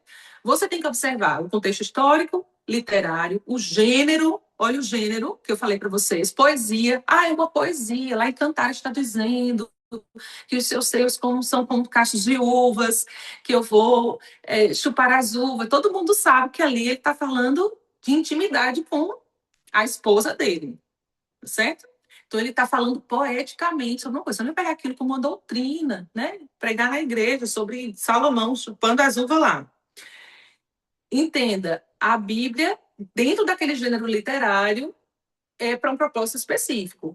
Agora, quando está lá em Atos, contando como nasceu a igreja, tem outro propósito. É mostrar como o cristianismo se desenvolveu, como ele se espalhou, como os discípulos atuavam, o que Deus fazia através dos discípulos. Então, eu posso entender como o Espírito Santo estava atuando dentro da história da igreja pelo livro de Atos, certo? Então, tem o contexto histórico, o literário, o gênero, o autor, para quem estava falando, certo? Isso é muito importante. Quando Paulo fala às igrejas, ele fala ele tem uma linguagem específica. Gente, faça isso, não faça aquilo. Tem ordem no culto. Ele está instruindo as igrejas, né? E o restante das escrituras. Tudo isso forma um conjunto pelo qual você vai ler. Certo? Aí, eu vou só dar um exemplo para vocês de 3 versículos que estão na Bíblia. Se vocês quiserem abrir comigo, Mateus 27, diz assim: então Judas, atirando para o santuário as moedas de prata, retirou-se e foi enforcar-se. Certo? Aí, lá em Lucas 10:37, está escrito assim: respondeu-lhe o intérprete da lei, o que usou de misericórdia para com ele, então lhe disse: vai e procede tu de igual modo. E depois, João 13:27. E após o bocado, imediatamente entrou nele Satanás. Então disse Jesus: o que pretendes fazer, faze-o depressa. Agora vamos juntar os 3 versículos. Judas foi se enforcar.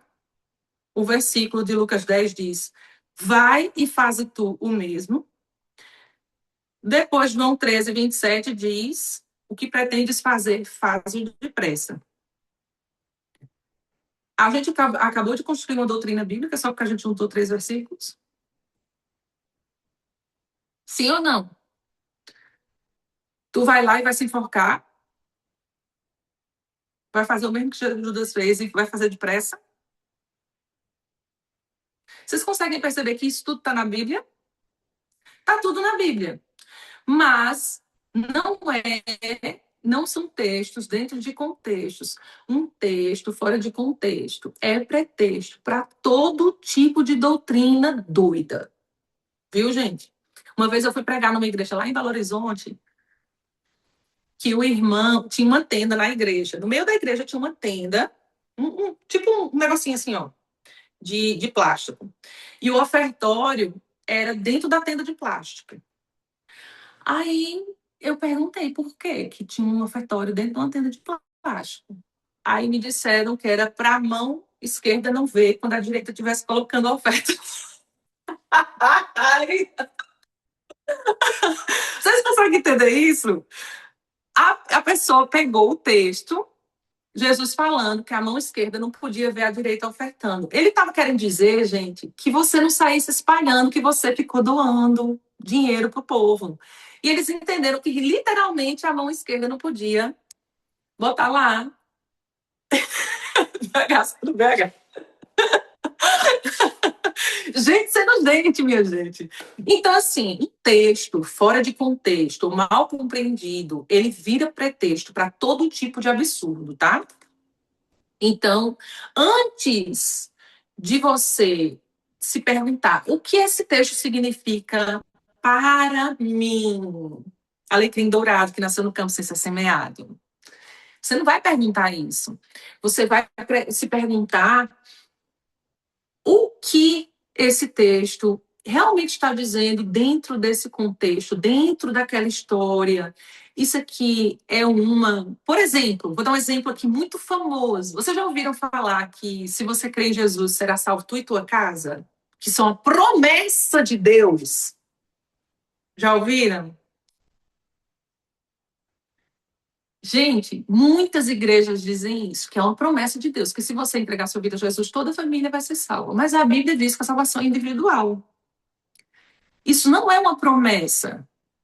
Naquele dia que isso foi dito, o carcereiro estava com a família dele toda lá.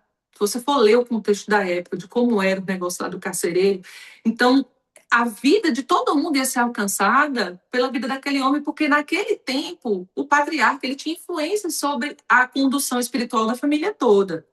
E estava todo mundo por lá.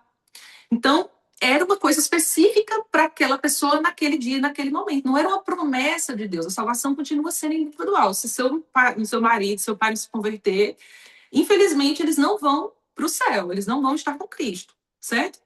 Mas as pessoas interpretam muitas vezes como querem. Deixa eu só correr, porque a gente está no final do final.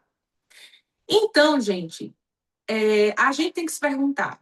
A gente está no Antigo ou no Novo Testamento? Antes ou depois de Cristo? Esse texto é da Antiga ou da Nova Aliança? É uma promessa específica ou geral?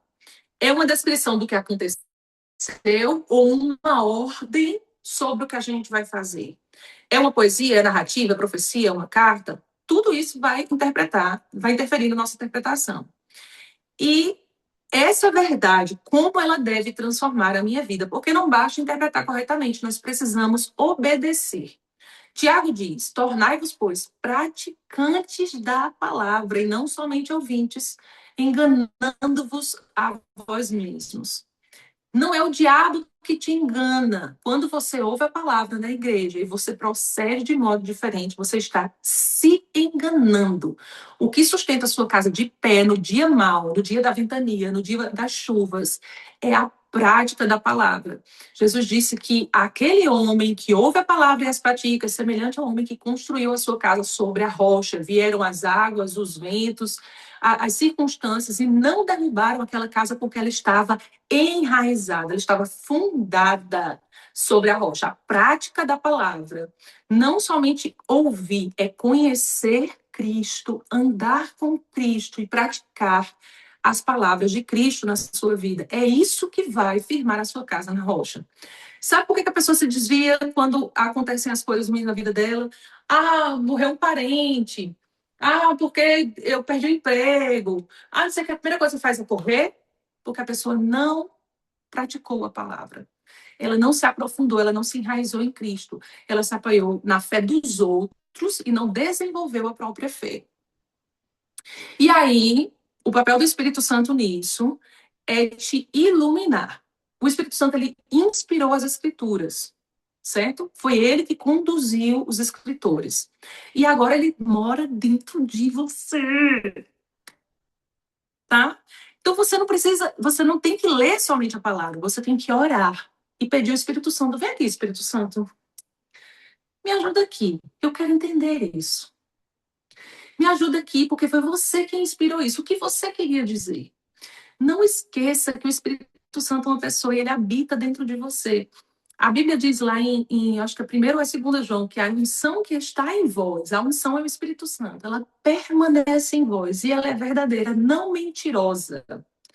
E é ela quem vos ensina todas as coisas, e não há necessidade que ninguém te ensine. Isso não quer dizer que não precisam mestres na igreja, isso não seria uma contradição. Isso quer dizer que muitas vezes tudo que a gente precisa é ter humildade para pedir a Deus que nos ensine, que nos ilumine, que nos mostre a verdade. Muitas vezes um pastor, um pregador, diz uma coisa lá na frente, que aqui dentro do Espírito Santo.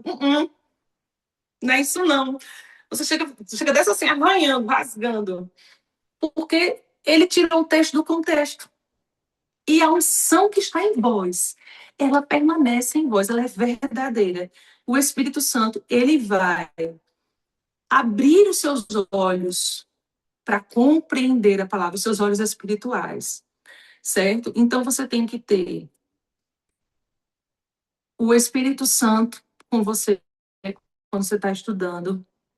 Você tem que estudar, você tem que ser humilde e você tem que obedecer. Por quê? O conhecimento ele pode produzir duas coisas em você: orgulho ou maturidade.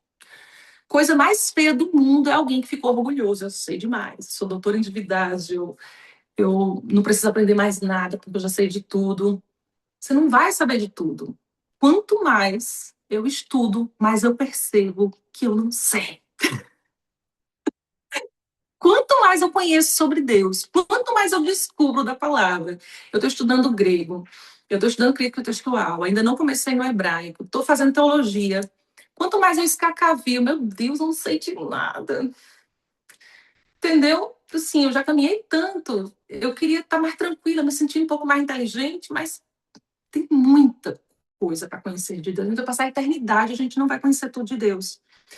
Então, o problema é que a gente, ao invés de ser transformado pela palavra, a gente vai ficando orgulhoso muitas vezes, vai querendo achar que sabe mais do que o pastor, que já fundou não sei quantas igrejas, que já caminhou com gente. A pessoa, ele disse, vai dar errado se você for por aí. Não vai por aí. E você, não, eu sei, eu sou uma pessoa madura. A maturidade, ela é humilde. A pessoa madura, ela sabe parar e considerar o conselho de Deus na vida de uma pessoa que está com a visão. O seu líder, ele tem uma visão. Ele está vendo que você muitas vezes está se equivocando. A maturidade é humilde, tá, gente? E a palavra, eu vou caminhando para a gente terminar, gente, que eu sei que eu estou passando o horário. E a palavra funciona como um espelho. Tiago 1, versos 23 a 25, diz o seguinte: porque se alguém é ouvinte da palavra e não praticante, só ouve, não pratica, ele assemelha-se ao homem que contempla no espelho seu rosto natural, pois a si mesmo se contempla e se retira, e logo se esquece de como era a sua aparência. Mas aquele que considera atentamente na lei perfeita, a lei da liberdade, e nela persevera, não sendo um ouvinte negligente que só ouve, acha bonito, ai, como é bonito, palavra, acho tão inspirado quando o pastor fala, mas operoso praticante, esse será bem realizado, bem-aventurado no que realizar. Então, para que serve um espelho? Para mostrar algo em mim que eu não consigo enxergar sem ele. Quem se maquia sabe que um espelho é essencial para você saber se você deu certo ou não. Você vai lá, olha se o cabelo está arrumado, se coisa. Você olha para o espelho para enxergar algo que sem o espelho você não conseguiria, certo?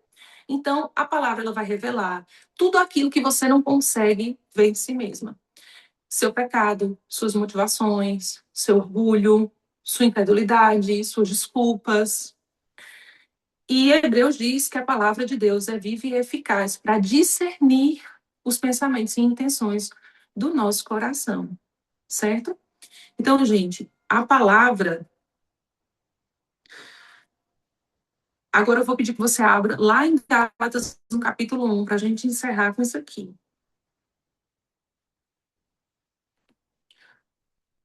Passou já no meu horário, né? Eu posso ler mais 2 textos? Ou tá ruim? Ou vai ficar ruim? Pronto. Vamos lá. Gálatas 1, verso 8 diz: mas ainda que nós, ou mesmo um anjo vindo do céu, vos pregue um evangelho diferente daquele que vos temos pregado, seja anátema. Anátema é condenado à destruição. Paulo não diz, se vier um anjo, fundem um novo movimento.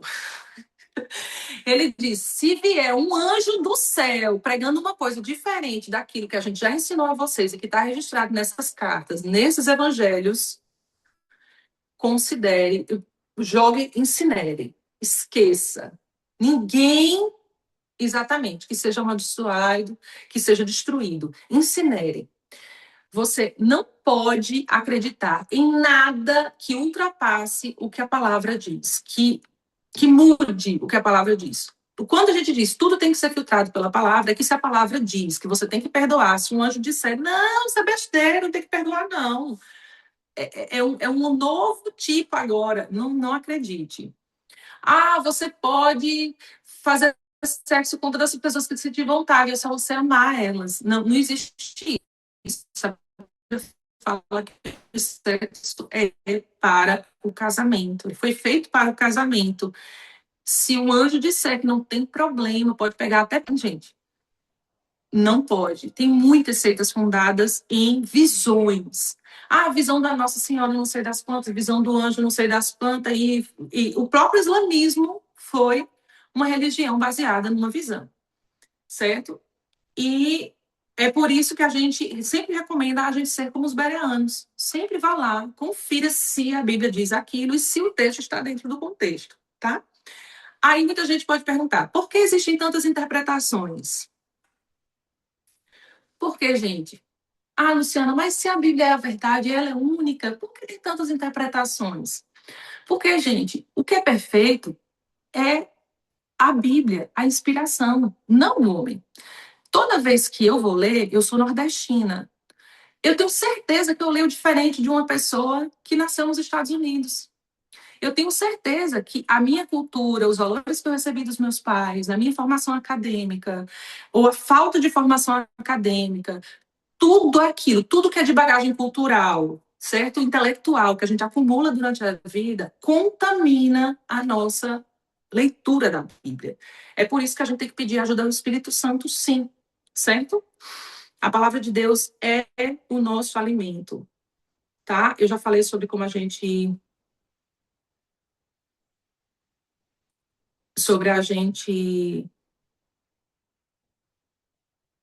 examinar tudo que a gente lê dentro do contexto e sobre a gente ser transformado pela palavra. Então, eu vou concluir dizendo apenas isso, que eu acho que é o mais importante. Sempre leia a palavra tentando buscar o que Deus está querendo me dizer através disso. Qual é o princípio que Deus quer me ensinar? Não é o que eu quero que a palavra diga. Muitas vezes a gente lê a Bíblia com a intenção de validar o que a gente acreditava sobre Deus antes. Eu acredito que Deus. Ontem, meu esposo tem uma formação teológica diferente de mim. Ele viu um negócio, eu vou terminar com isso, só para vocês entenderem o que eu quero dizer. Ele viu um rapaz que estava reagindo a um Reels, a gente estava assistindo junto, aí o cara reagiu, um cara falando assim: toda vez que você vê um crente pobre, desconfie do caráter desse crente, desconfie se ele é crente de verdade. Porque é impossível você andar na palavra e Deus não te abençoar com bens materiais. Aí, um irmão de outra denominação reagiu a esse Reels dizendo: você conhece um falso profeta? Quando ele diz isso e relaciona riquezas, com não sei quem, começou a chamar o outro irmão de falso profeta e aquelas coisas de internet. Aí, o meu marido olhou para mim assim, aí fez: você tá vendo como é bom esses reacts? Aí eu disse: amor, eu discordo dos dois. E vou trazer uma visão equilibrada sobre isso. Vou encerrar com isso. Eu discordo do primeiro porque todas as vezes que a gente vê uma pessoa pobre, não necessariamente é porque ela não crê em Deus ou porque ela não tem fé suficiente para receber ou porque ela não anda certo, que ela faz coisa errada. Ela pode ter se convertido e não ter... Jesus disse que eu vim para evangelizar os pobres. O Espírito de Deus está sobre mim porque me ungiu para. A primeira coisa que ele diz é evangelizar os pobres. Acho que é a primeira coisa. Porque a pobreza não é realmente algo de Deus. Deus diz o quê? Faça votos de prosperidade para a sua vida. O Salmo 1 fala da bênção de Deus, que tudo que o crente fizer, o Filho de Deus fizer, né, prosperará. Toda vez que Deus quis abençoar Abraão, Davi, Salomão, exatamente, ele fez com bens materiais. Então, é natural a bênção alcançar os filhos de Deus. A Bíblia garante, diz assim: nunca vi um justo desamparado, nem a sua descendência mendigar um pão. Agora, isso não quer dizer que quando a gente se converte, a gente começa a andar em tudo certo, a gente começa a crer em tudo, a gente tem crenças limitantes, a gente tem a nossa bagagem, muitas vezes a gente tem uma mentalidade contaminada, por várias coisas que nos impedem, muitas vezes, de receber coisas de Deus. Então, você não tem que desconfiar do crente que não conseguiu melhorar de vida, mas você também não tem que dizer que Deus é a favor de pobreza, porque a Bíblia não ensina isso. Então, gente, todo extremo é beira de abismo. Você tratar tudo como se fosse preto ou branco é completamente errado, é fora de contexto. A gente tem que olhar para a Bíblia e não procurar validar o que nós acreditamos através dos versículos, mas compreender, conhecer o nosso Deus, para que a gente possa se relacionar com Ele da melhor maneira possível. E aí eu vou encerrar respondendo o que o Diego colocou aqui. Não consigo entender um Deus sanguinário do Antigo Testamento e o Deus amoroso do Novo. Deus era muito ruim no Antigo Testamento. Como entender isso? Eu vou recomendar um livro excelente do Lucas Banzoli, que chama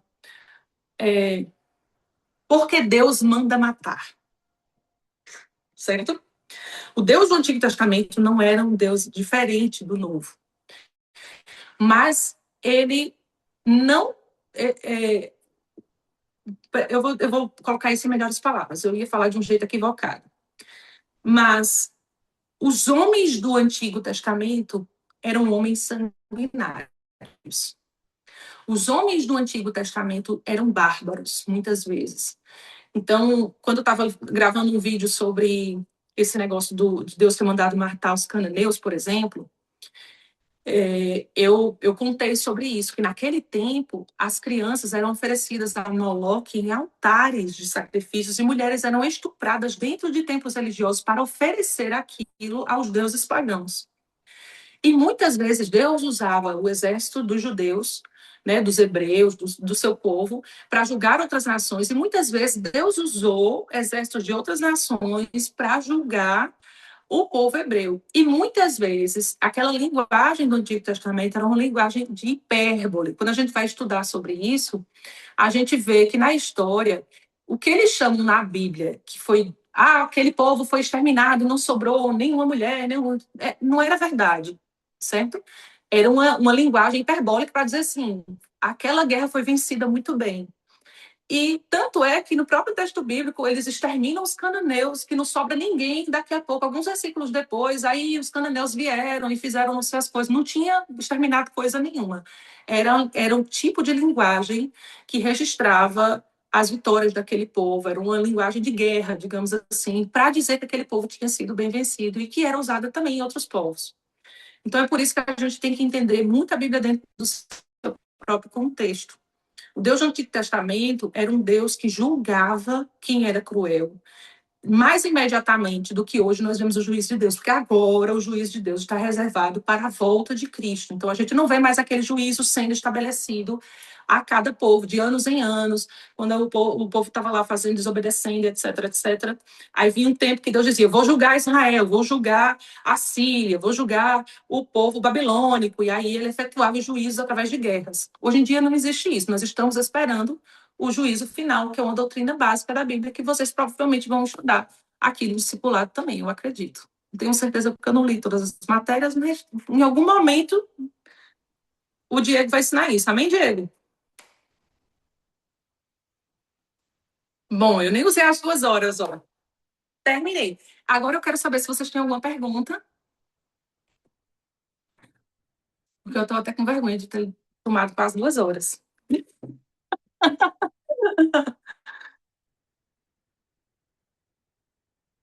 Vocês têm alguma pergunta, alguma coisa? Gente, leiam esse Essa é a hora, livro, pessoal. Porque Essa é a Deus hora de Manda perguntar. Matar. Oi? Essa é a hora de perguntar quem tiver alguma pergunta. Essas perguntas geralmente as pessoas têm, né? Ah, mas por que a gente, cada igreja tem uma doutrina, não sei o quê, nananã. Quando a gente fala de palavra de Deus e que a gente tem que seguir a palavra de Deus, e muitas vezes as pessoas ficam com isso, né? Eu mesma hoje estou numa igreja que não crê em tudo que eu creio, gente. Tem coisas da doutrina que eu estou, da igreja que eu estou, que eu não acredito que seja bem daquele jeito, mas a gente não precisa concordar em 100% de tudo. Por quê? Cada um anda na luz que tem. entendeu? Então, assim, tem igreja que ainda acredita que vestir calça é pecado. A gente vai fazer o quê? Que passar gloss e maquiagem, rímel de cílios, né? Pintar as unhas é pecado. A gente vai fazer o quê? A gente não vai para essa igreja. Eu não vou para essa igreja. Na nossa igreja não Porque é eu não, ando viu, com algo gente? Pode, diferente. pode maquiar, pode fazer as unhas certinho, tá tudo certo. Tá tudo certo, né? Não tem que ser, a vaidade não tem que ser o centro da sua vida, mas ela não é um pecado. Se cuidar não é pecado. Graças a Deus. Vocês têm alguma dúvida, gente?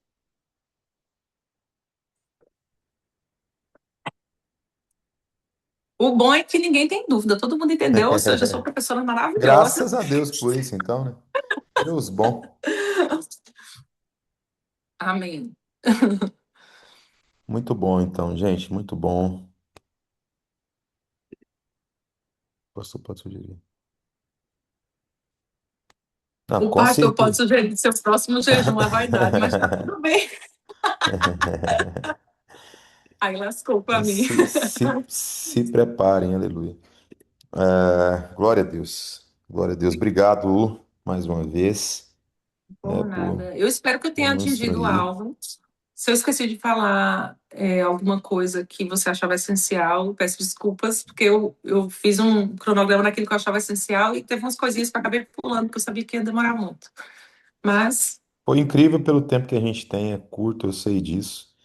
E é o nosso primeiro tempo de ensino. Então, nós vamos avançar muito ainda nessa parte de ensino da igreja. E a gente conta com você. Gente, a Lu tá, né, tá se programando para vir para Portugal. Eu já falei para ela, vocês têm que passar lá em Malta, aqui em Malta, em nome de Jesus, né? Vamos orar para dar certo, para ela ministrar aqui na nossa congregação também, em nome de Jesus, né? Ah, amém. aos irmãos que estão fazendo o Derek. Nada. Já vou deixar aqui alinhado com vocês. Nós vamos passar uma atividade para vocês baseada nessas últimas duas aulas, tá bom?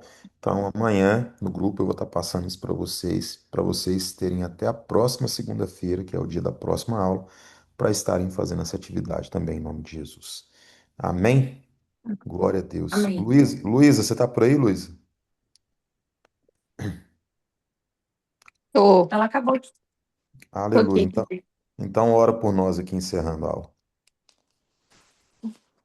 Senhor Jesus, nosso Deus, nosso Pai, muito obrigada, Senhor. Muito obrigada por esse tempo que a gente está tendo para realmente aprender mais da palavra do Senhor, para realmente que a gente possa crescer em maturidade, Pai. Senhor, obrigado pela vida da Luciana, obrigada pela disponibilidade dela em nos ensinar. Obrigada pela vida do pastor e por toda a dedicação que ele tem tido para que possamos crescer em fé. Senhor, esse tempo tem sido precioso. Eu sei que todos que estão aqui, todos que estão participando do Derek, estão sendo edificados para que no futuro a gente possa repassar todo esse conhecimento que a gente tem aprendido. Amém. Em nome do teu filho que eu lhe oro e lhe agradeço. Amém. Amém, em nome de Jesus. Amém. Obrigado, gente. Uma semana Obrigado, Lu. abençoada para vocês. Bem, amém. Deus abençoe. Amém. Amém. Tchau.